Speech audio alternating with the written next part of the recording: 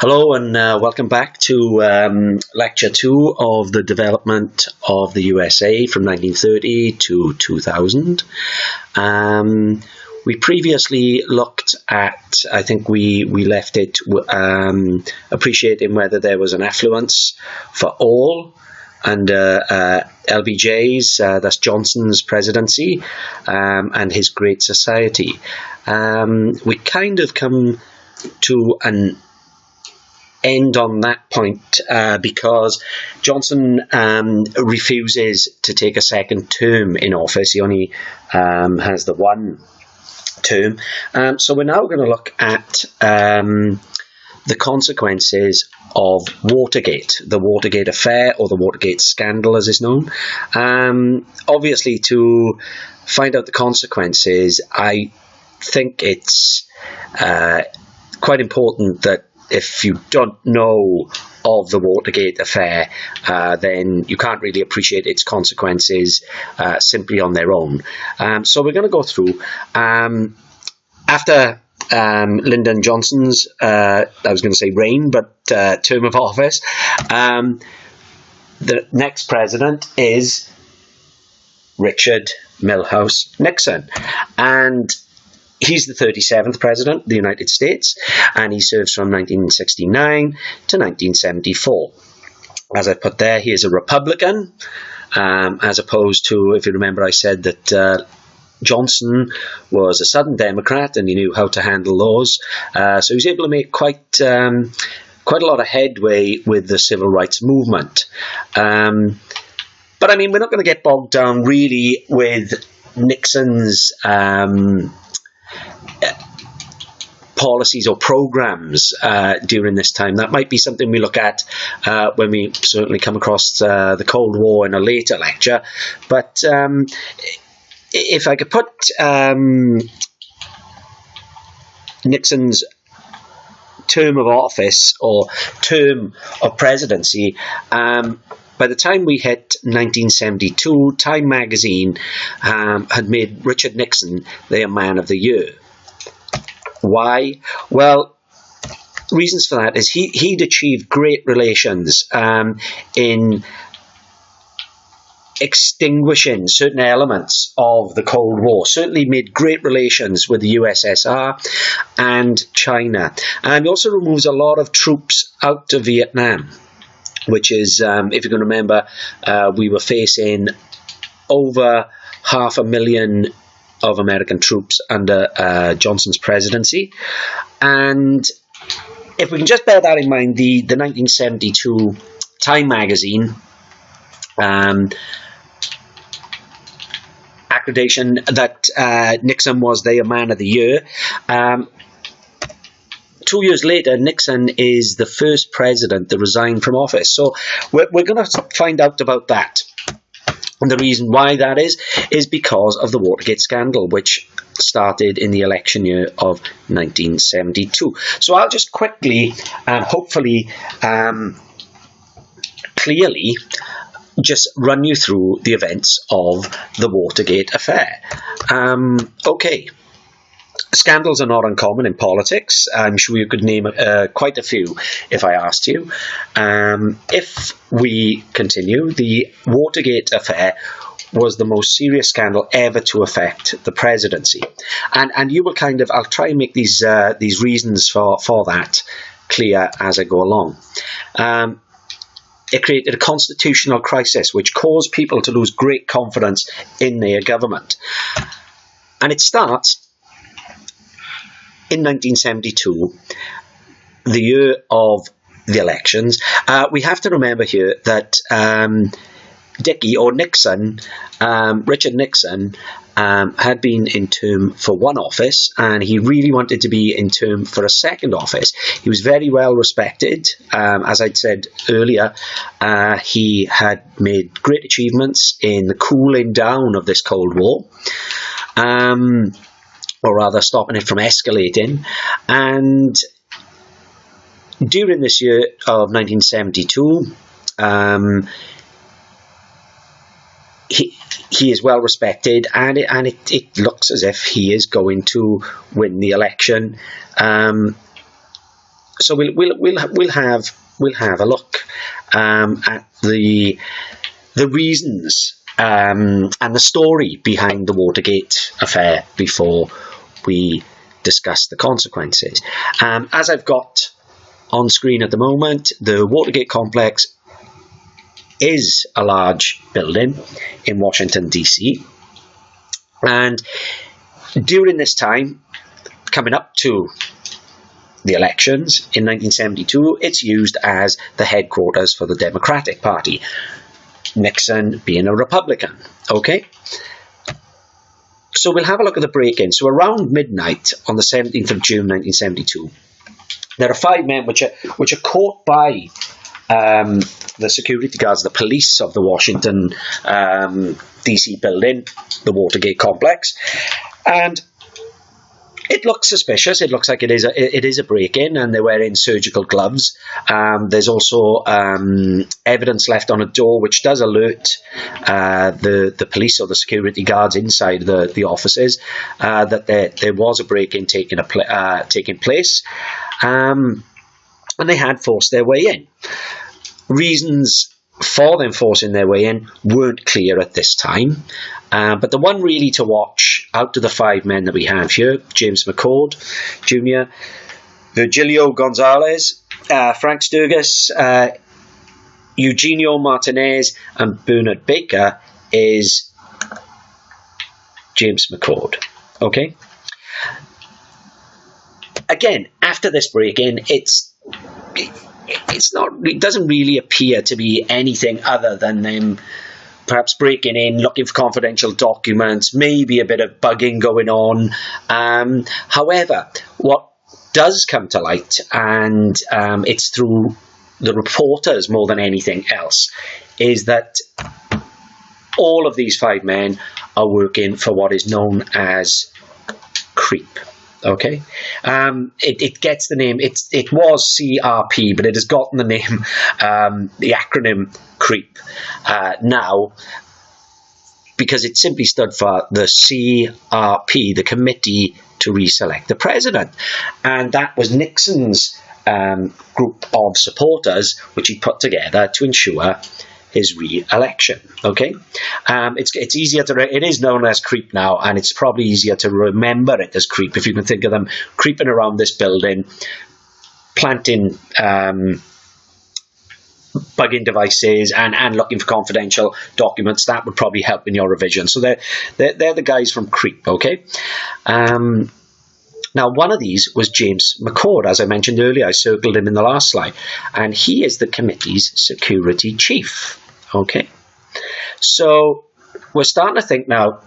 Well, he's the chief of this group of committee, and he's quite high up. So it's not really taken serious at first, as I said. But George McGovern of the Democrat Party is complaining bitterly already about Nixon's dirty tactics, and he's accusing him, although it is kind of hushed down, it's seen as being maybe just a bit of a caper, as one official says from the Republican Party, that nothing to it really. But even though Nixon and his White House strongly deny any involvement, we still have a main name and a security chief there that has got quite a lot to lose. Okay, so if we move on, as I said, a few people take the incident as being of any enormity or seriousness at the time, and it's simply described and simply brushed off as being a caper.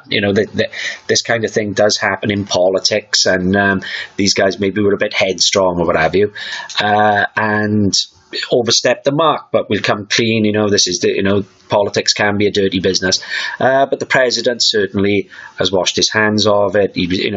Remember, America is a democracy. Try and think of it as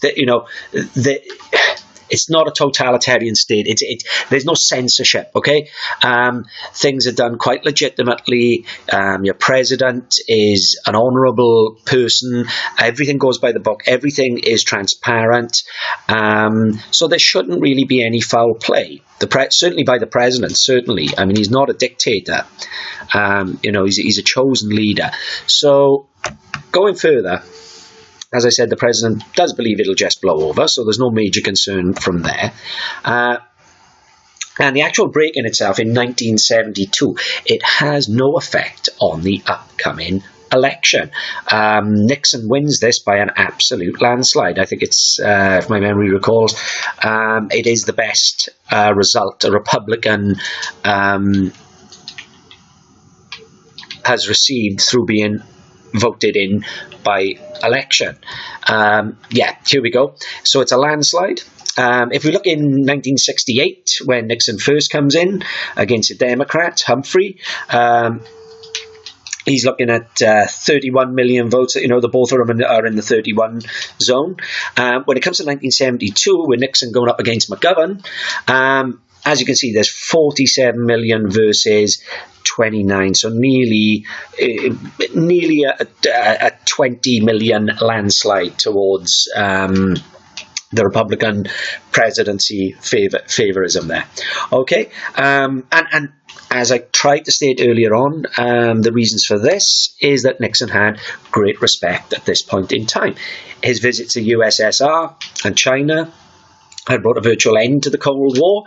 We'll have to cross it and go more into depth into that with his policy of detente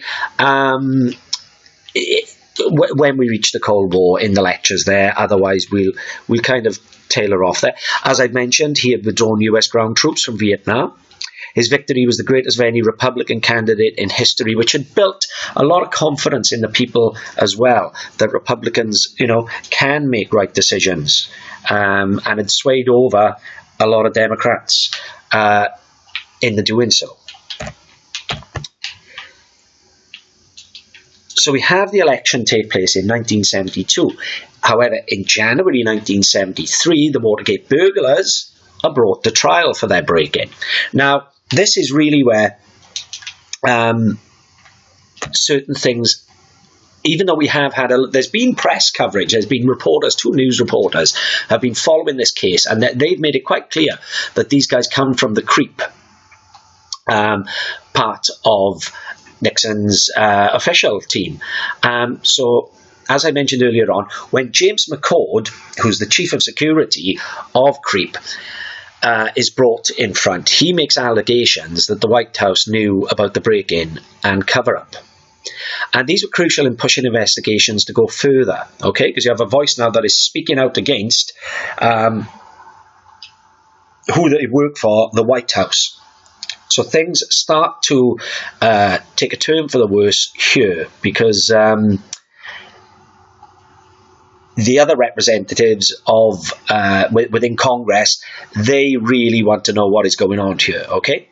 So a Senate committee is set up to investigate the scandal, and this was televised as well, okay? So the eyes of America now are turned onto what is going to happen in this televised arena, okay? It's accessible. They can watch. And it's drama. It's good drama, okay? It becomes obvious during this this investigation that the White House officials are involved. And there's a John Dean, who's one of Nixon's officials, claimed there had been a cover-up by Nixon himself. So, as you can see, this is a house of cards, which is going to come down, pardon the pun, to the Netflix documentary starring Kevin Spacey. But this is a house of cards which does come down. Okay, so John Dean alleges that Nixon knew of a cover-up plan. Okay. In July of 1973, another former aide to the president testified that there was an Oval Office recording system.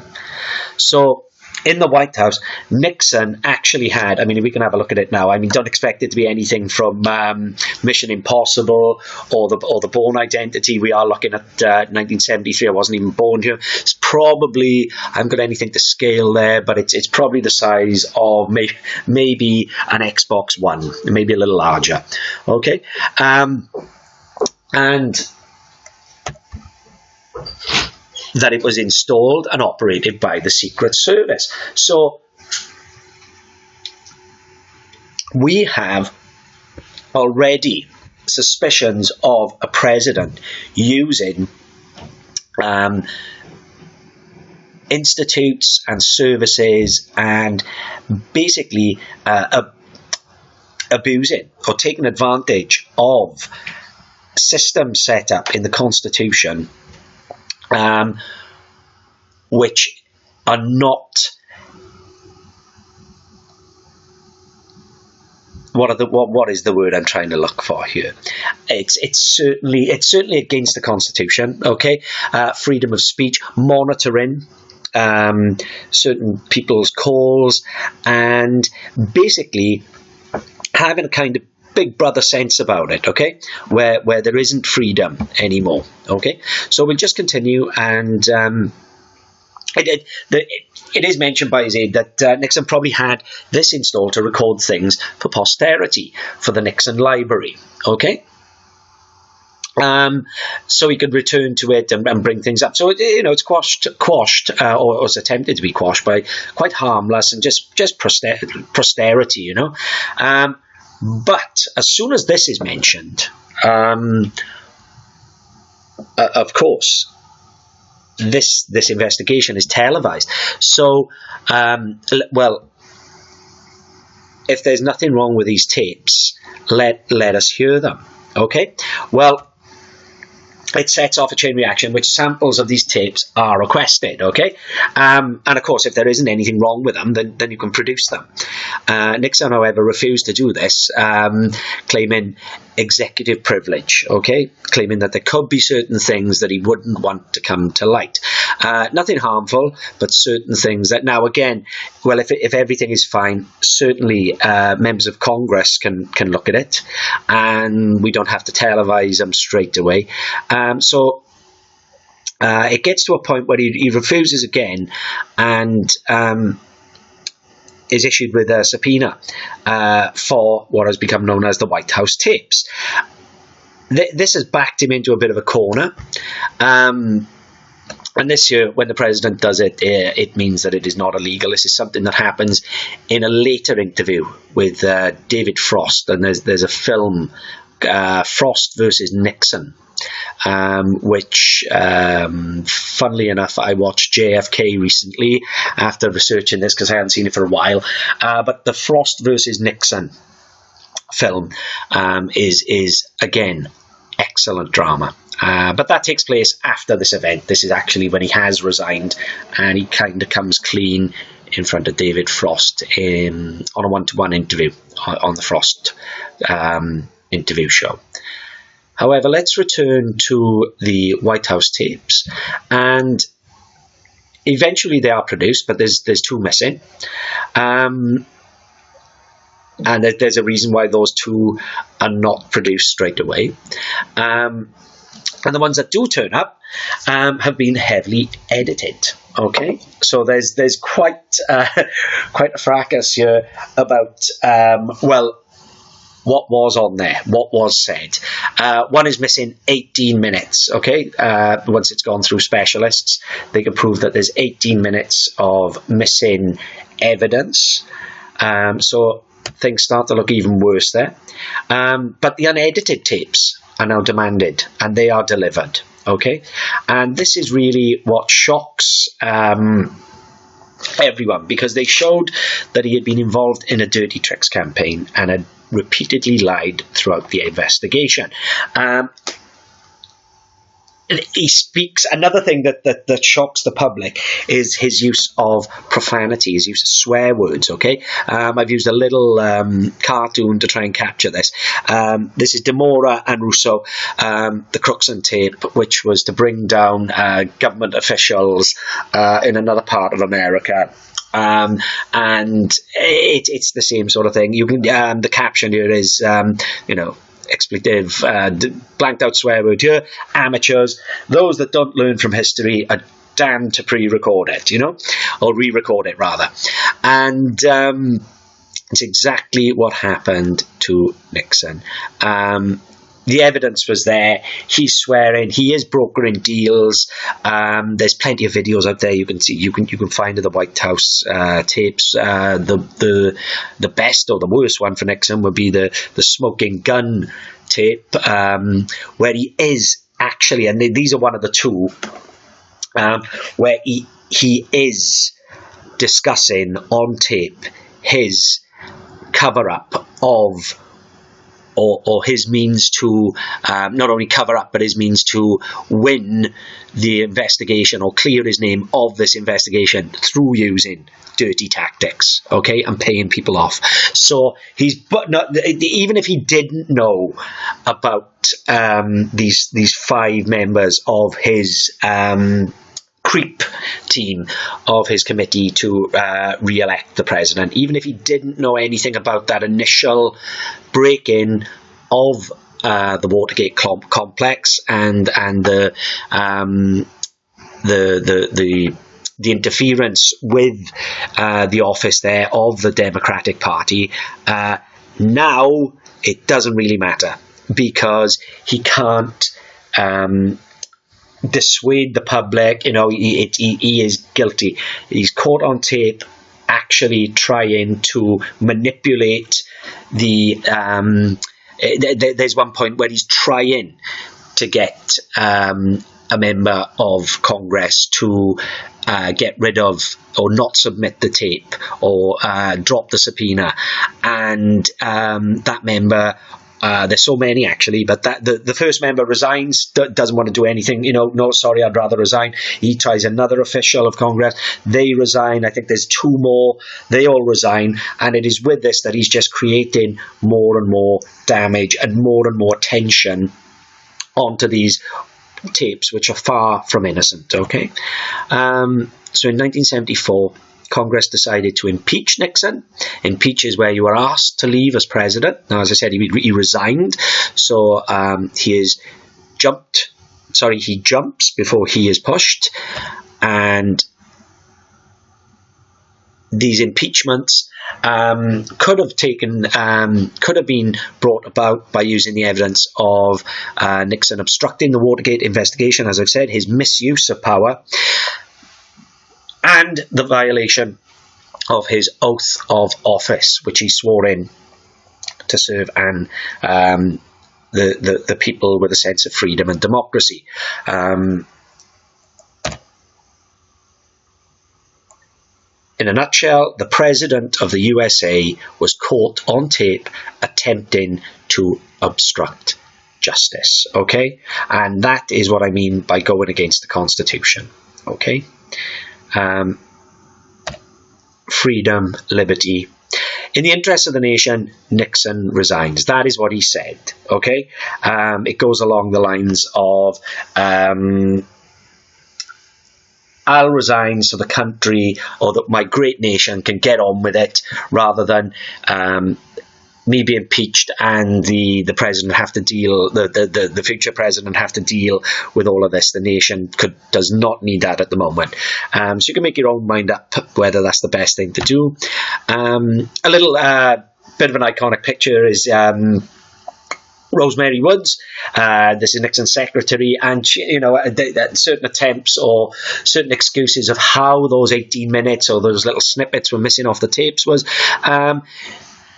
as the secretary, she probably, when she reached for the phone, connected with the recording device under her desk, hitting the delete or the pause button, and unintentionally erasing parts of the tape. However, when the full tapes are produced, again, this is seen to be another lie. But you can see how some of the excuses are made are quite well thought out. Some of them are simply farcical.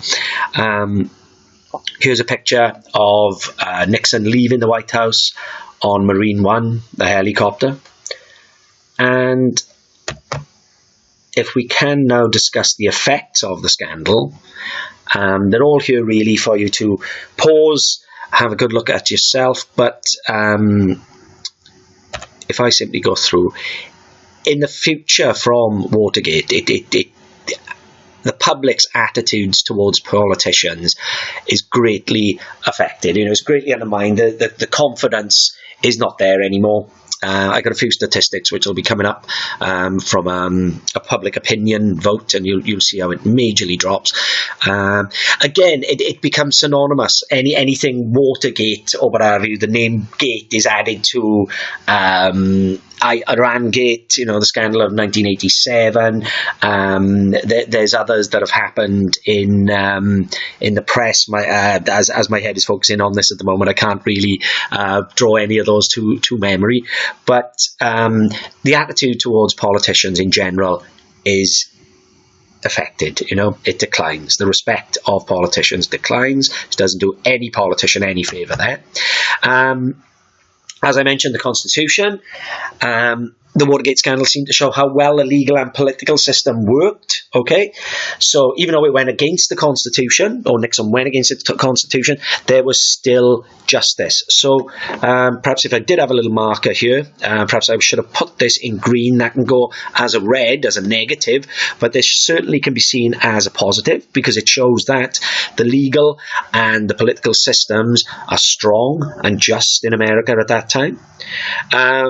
So he is, even though he does resign, okay, the Constitution worked well. And it says here, the Supreme Court had done its duty. It had carried out its ultimate function and kept a check on the position and the power of the president. So that really, when I go over these slides again, I think I'll be putting this in a green, a tick, or this can be an X here. Nixon's reputation, it utterly destroys Nixon's reputation. He becomes known as Tricky Dicky. For many years afterwards, the Watergate scandal overshadows all of his other achievements. Okay, so it just it doesn't matter that he saved or reduced the number of young Vietnam soldiers. Doesn't matter about his cooling off or his policy of detente with Russia and with China, and some 31 of Nixon's advisors went to prison for Watergate-related offences. Okay. Now, it also changes powers of government, and these powers held by the government are reduced. There's a few here you might want to commit one or two to memory, okay, but the Election Campaign Act of 1974, which sets limits on election contributions to prevent corruption. Because one of the things that come to light in the Watergate tapes, or the White House tapes rather, is that Nixon is using money that should be used for the campaign. Okay, for the election campaign, to actually buy other people off and keep him silent. As I said, on the tapes, he sounds almost like a mobster, okay, almost like a gangster there, and certainly like an authoritarian, all right, making demands, running the country without people voting on the way it should be run, okay. A big one here is, you have the War Powers Act of 1973, which required the President to consult Congress before sending American troops into combat. That's fair enough. But the Privacy Act of 1974 allowed citizens to have access to any files that the government may have had on them. Okay, so that really does open big doors. It could really do a lot of more discussion with that one. But you can just imagine that you are now able to see how you were perceived through the eyes of the government. Okay, and you can question anything. Okay. And then the Congressional Budget Act in 1974 meant that the president could not use government money for his or her own purposes. Okay, so we can kind of see how the powers of government have been taken away for the security of the nation there. Okay, again, going away from authoritarian to more, or back to a democratic nation, or government rather, okay? Again, this reputation, not only Nixon's, not only the reputation of all politicians, But again, we are still in the Cold War. There is still communism out there, okay? The collapse of communism hasn't taken place. So it just makes it a laughing stock, okay? The communists, the USA, are able to use it as an example of the corruption that is brought about in a capitalistic system. And the scandal also came at the same time as the US troops are being withdrawn from Vietnam, an action that further undermined American self-confidence. Okay, here's that public opinion vote. We can see 1958. Okay, if we go back to that time, when the question was asked, do you trust the US government most of the time? 50, call it 60% of people, yeah? So a sixth of the nation were willing to say yes, they do. Okay. After Watergate, we're looking at 15%. So just over, or 1/10 say yes. And the repercussions of this really go on till 1994, where we're only getting up to 1/5. Yeah. Okay. In Nixon's words, I am not a crook. But I believe that is all that I'm going to go and discuss today, for this lecture rather than today.